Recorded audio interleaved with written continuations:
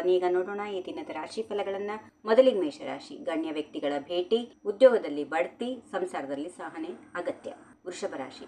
ಶುಭ ಕಾರ್ಯಗಳಿಗೆ ಸಾಲ ಸಾಧ್ಯತೆ, ಮಹಿಳೆಯರಿಗೆ ಉದ್ಯೋಗದಲ್ಲಿ ಉತ್ತಮ ಅವಕಾಶ, ಹಿರಿಯರ ಆರೋಗ್ಯದ ಕಡೆಗೆ ಕಾಳಜಿ ವಹಿಸಿ. ಮಿಥುನ ರಾಶಿ. ಹಿತಶತ್ರುಗಳ ಬಗ್ಗೆ ಎಚ್ಚರ, ವರಮಾನಕ್ಕಿಂತ ಖರ್ಚು ಅಧಿಕ, ಆಸ್ತಿ ವಿವಾದ. ಕಟಕ ರಾಶಿ. ಪರರ ಮಾತಿಗೆ ಕಿವಿ ಕೊಡಬೇಡಿ, ಸಹೋದ್ಯೋಗಿಗಳೊಂದಿಗೆ ವೈಮನಸ್ಸು, ಆಕಸ್ಮಿಕ ಧನ ಲಾಭದಿಂದ ಸಂತಸ. ಸಿಂಹ ರಾಶಿ. ಮಾನಸಿಕ ಒತ್ತಡ, ನಿಮ್ಮ ಪ್ರಗತಿಯಿಂದ ಇತರರಿಗೆ ಅಸೂಯೆ, ಕಾರ್ಯದಕ್ಷತೆಯಿಂದ ಮನ್ನಣೆ. ಕನ್ಯಾ ರಾಶಿ. ಭೂಮಿ ಅಥವಾ ಮನೆ ಖರೀದಿ ಯೋಗ, ವಿವಾಹ ಪ್ರಯತ್ನದಲ್ಲಿ ಯಶಸ್ಸು, ಸರ್ಕಾರಿ ಕಾರ್ಯಗಳಲ್ಲಿ ಆಸಕ್ತಿ. ತುಲಾ ರಾಶಿ. ಆರೋಗ್ಯದಲ್ಲಿ ಏರುಪೇರು, ವಿದ್ಯಾರ್ಥಿಗಳಿಗೆ ಹೆಚ್ಚಿನ ಶ್ರಮ, ಲೇವಾದೇವಿ ವ್ಯವಹಾರದಲ್ಲಿ ಲಾಭ.